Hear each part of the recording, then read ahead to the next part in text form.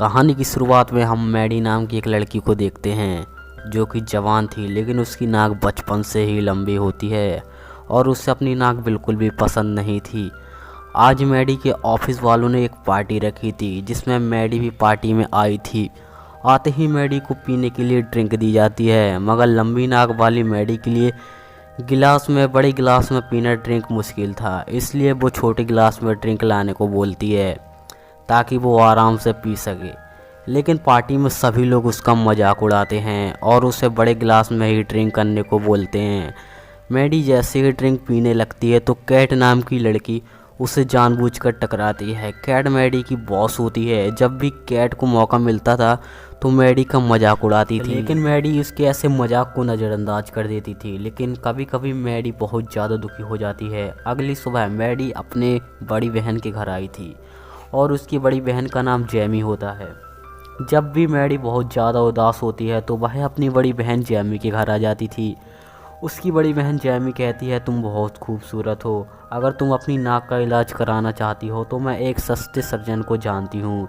लेकिन मैडी उसकी बात को बिल्कुल नज़रअंदाज कर देती है क्योंकि मैडी प्लास्टिक सर्जरी कराने से बहुत ज़्यादा डरती है। आइए अब चलते हैं मैडी के ऑफिस में। अब वो अपने बॉस के सामने खड़ी थी। कैट उसका बहुत ज़्यादा मजाक उड़ाती है। अब मैडी अपने घर जाकर रोने लगती है और डिसाइड करती है कि अब मुझे अपनी नाक का सर्जरी करानी ही होगी। अगली सुबह मैडी अपनी बड़ी बहन जैमी के घर जाती है और सस्ते सर्जन का नाम पूछती है। जैमी उसे सर्जन के बारे में बताती है। वो मैडी वहीं उसी के घर पहुंच जाती है। वो बिना डिग्री वाला सर्जन होता है और बहुत कम पैसे लेकर लोगों की सर्जरी करता था।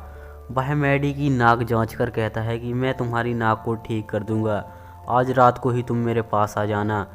सर्जन की बात सुनकर मैडी बहुत ज़्यादा खुश हो जाती है मन ही मन में, और वो घर आकर रात होने का इंतज़ार करती है। रात होती है मैडी बिली के पास पहुंच जाती है और वो जल्दी जल्दी काम शुरू कर देता है। लेकिन बिली का काम करने का अंदाज़ थोड़ा अलग सा होता है। लेकिन आज तक उसकी सर्जरी फेल नहीं हुई थी। आज भी वो दिल और जान लगाकर मैडी की सर्जरी कर रहा होता है।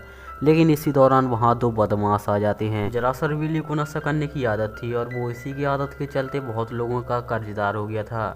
दोनों बदमाश अपने पैसे मांगते हैं और बिली थोड़े से पैसे देकर बोलता है कि मैं तुम्हारे जल्दी पैसे लौटा दूंगा। मगर बदमाशों को यकीन नहीं था और वो उसको सबक सिखाने का फैसला लेते हैं।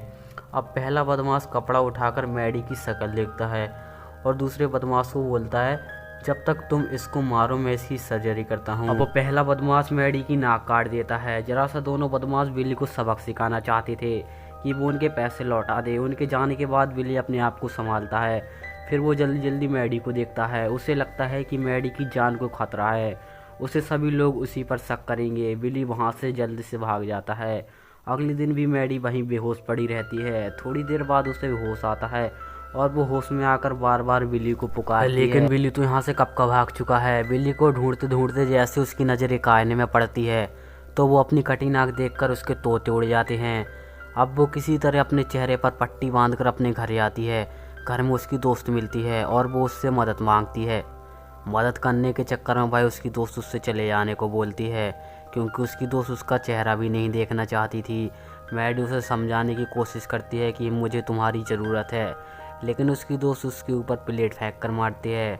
अब मैडी का दिमाग पूरी तरह से घूम गया था और वो टेबल से चाकू उठाकर मैडी उसके दोस्त को मार देती है। मारने के बाद वो सीधा अपनी बड़ी बहन के घर आती है क्योंकि उसे लग रहा होता है कि उसकी बहन और सर्जन मिले हुए थे और उन दोनों ने जानबूझकर उसकी नाक काटी है। जैमी के घर आकर वो उसका पहले चेहरा बिगाड़ती है और फिर उसको जान से मार देती है। दोनों की मौत के बाद उसके पास ऐसी कोई भी जगह नहीं थी कि वो रात बिता सके। पुलिस कभी भी उसके घर आ सकती थी, इसलिए वो पूरी रात एक पार्क में बिताती है। अगले दिन सुबह मैडी जैसे ही नींद से जागती है तो उसे अपने आसपास बहुत से लोग दिखाई देते हैं। मैडी इस बार नई जगह पर थी। मैडी उन लोगों से पूछती है, तुम सब कौन हो? वो लोग मैडी को बताते हैं कि वो लोग छोटे मोटे क्रिमिनल हैं और हम ही तुम्हें यहाँ लेकर आए हैं। जरासर मैडी की हालत देखकर क्रिमिनल्स को तरस आ गया था, इसलिए वो अपने अड्डे पर लाए थे ताकि वो उसकी मदद कर सके। ये लोग मैडी को एक मास्क पहनने को देते हैं और बोलते हैं, हम तुम्हारी क्या मदद कर सकते हैं। इस पर मैडी कुछ नहीं बोलती और वहाँ से चुपचाप चली जाती है। कुछ दिनों बाद मैडी अपने ऑफिस आती है। उसके सामने जो कोई भी आता है वो उसको मार देती है। जरा सा नाक के कटने के बाद उसका दिमाग पूरी तरह से घूम चुका था। अब वो पूरी तरह से पागल हो चुकी थी और उन सभी को अपना दुश्मन समझ रही थी, जो लोग कभी उसकी नाक का मजाक उड़ाते थे। मैडी का मानना था कि अगर कोई उसका मजाक न उड़ाता तो वो कभी बिल्ली के घर न जाती और ना ही उसकी नाक काटी जाती। इसके बाद वो शहर के लोगों को भी मारने लग जाती है। उसका गुस्सा सभी के ऊपर फूट रहा था। उसे लग रहा था कि शहर के लोग सिर्फ और सिर्फ खूबसूरत लोगों की ही कदर करते हैं। अगर किसी के पास खूबसूरती नहीं तो वो लोग उनकी बिल्कुल कदर नहीं करते।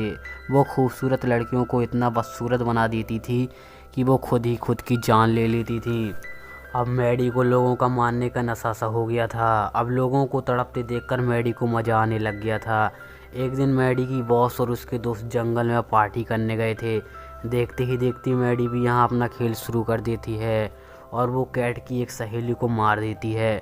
मैडी का ये नया रूप देखकर उसकी बॉस और कैट सभी डर जाते हैं और ख़ुद को बचाने के लिए वहाँ से भागने लगते हैं। जल्दी उसके हाथ कैट की सहेली भी लग जाती है और वो उसका पैर काटती है और वहीं उसे खाने को बोलती है, पर लड़की उसकी बात को मना कर देती है और मैडी उसे भी मार देती है। थोड़ी देर बाद मैडी के हाथ में कैट भी लग जाती है। मैडी अपनी बॉस कैट को स्पेशल मौत देना चाहती थी, इसलिए वो उसके पेट को फाड़ देती है और उसकी पूरी आखड़ियाँ बाहर निकाल लेती है। कैट को मारकर मैडी बहुत ज़्यादा खुश होती है, क्योंकि कैट ही उसका सबसे ज़्यादा मज़ा उड़ाया करती थी। कैट को मारने के बाद मैडी एक सर्जन के पास जाती है ताकि उसकी नाक ठीक हो सके। 3 महीने बाद मैडी की नाक पूरी तरह से ठीक हो जाती है और वो अपनी नाक देखकर बहुत ज़्यादा खुश होती है। कहानी के आखिरी में मैडी जीन्स के साथ रहने का डिसाइड करती है, क्योंकि जीन्स उसके ऑफिस में काम करता था और वो पहले से ही उसको पसंद करता था।